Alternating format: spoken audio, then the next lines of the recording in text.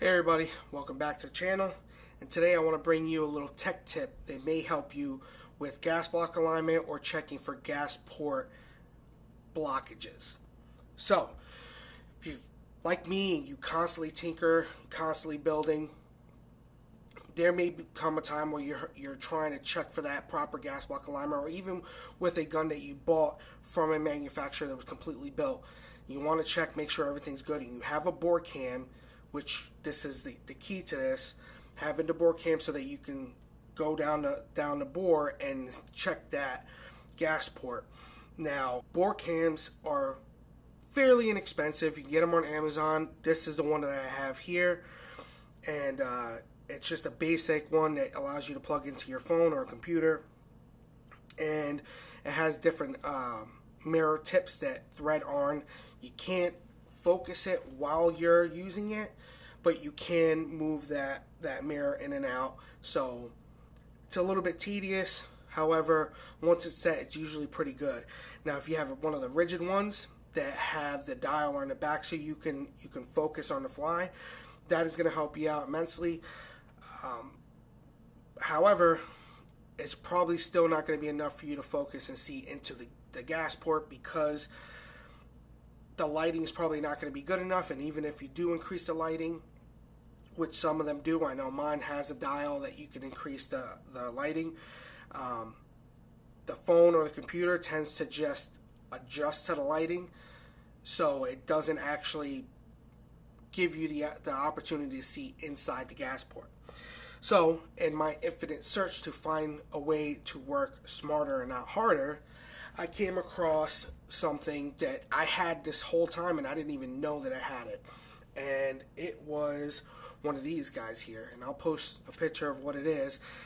Basically, what it is a decorative copper wire LED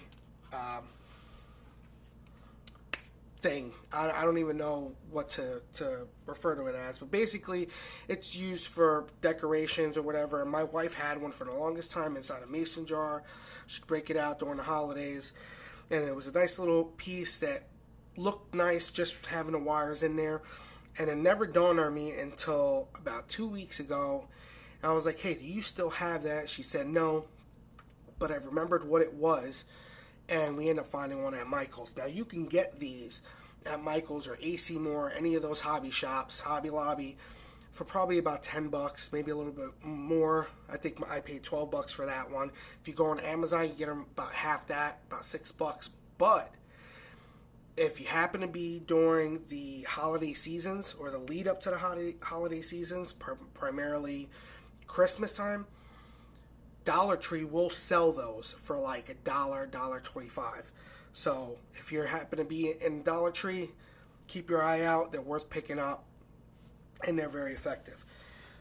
So basically what it is, as its description implies, it is a copper wire like so that has these little LED beads attached to it. I know it's going to be a little washed out right now, but if I turn the lights on, you'll see them, and they illuminate, and they just fit into a gas tube. And I think the smallest one I saw was like 3 or 4 feet. I think this one is 6 feet, not entirely sure. But basically, you have these two copper wires that intersect with these LEDs every so many inches. I think they're like 1.5 inches or so. What I did was I braided them, or I twisted them up to make them a little bit more rigid, because when they're just left two individual wires, they will bend and be kind of a pain in the ass to feed. So this makes it easier. So to give you an example of how this will work outside of the gun, you have your gas tube, which this is a carbon link gas tube. You can see right there, that's the gas port hole for the tube. And basically what we're going to do is we're going to feed this in to the one end all the way to the end, and you should see it pop any second. Yeah, there it goes. And now you can see that the gas port is not obstructed, and you can feel when you feed this that there's no obstructions. So stand by, and what we're going to do is switch over to this upper, and I'll show you what it's like when it's inside the gun using a bore cam. And basically, you take the upper off, take the BCG out, self-explanatory there, and then you're going to feed this into the gas tube from inside the receiver, clearly, as that's the only means that you can. And once it's in, once you get it started, you'll take a pair of needle nose pliers, which I'll grab right quick, as this will allow you to maintain its rigidity as you feed it. And then you just slowly feed it in using the needle nose pliers until you feel it come to a stop. And you'll feel it come to a stop.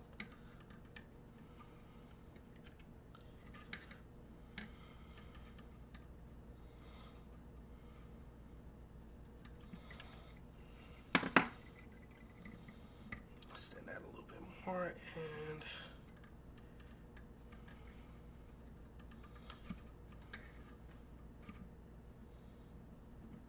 alright, so it's all the way in. Now let's go ahead and switch to the bore cam, and you can see what it looks like internally. Stand by.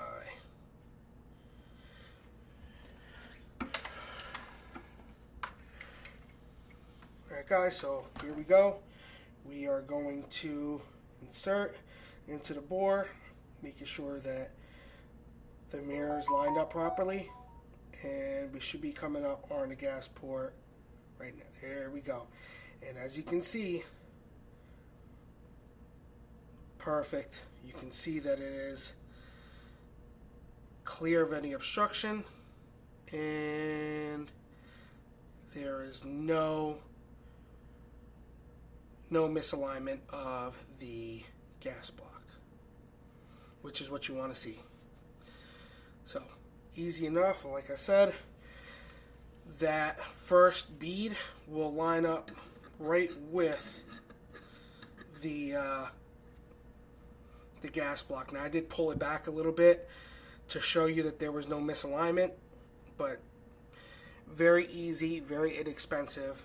Now, like I said, you can get them as cheap as $1.50 or $1.25. Your nearest Dollar Tree during the holiday season. So definitely worth it. Runs off of 3 AA batteries, and inexpensive, very efficient, and it's the best option that I found so far for this type of task. So if you like this product, or maybe you've come across this before, go ahead and post that down in the comment section below. If this intrigues you and you're going to at some point pick one up and check it out, let me know if this is something that you think is going to benefit you. And if you like the video, let me know down in the comment section below. I typically don't do this, but I'm going to start now. Basically asking you to like and or subscribe. It is going to help me out. Recently, I did come to the conclusion that I was going to drop the channel, and my previous video actually did pretty well, and it made me realize that what I do actually helps people to some extent. I don't get any money from this. I don't get any products from any companies. I do everything on my own. Everything is out of my own pocket, and I do not make a lot of money. I am a blue-collar worker just like everybody else. So it does take a lot to make these videos, because editing takes forever. The cost of the equipment is expensive, and it's taken me 5+ years to get to this point. And you know, I'd like to actually continue to do this for the people out there that actually need this and care, and not just looking for high quality video productions that don't really offer anything. So with that all being said, thank you for watching this video, and I will catch you in the next one. Later.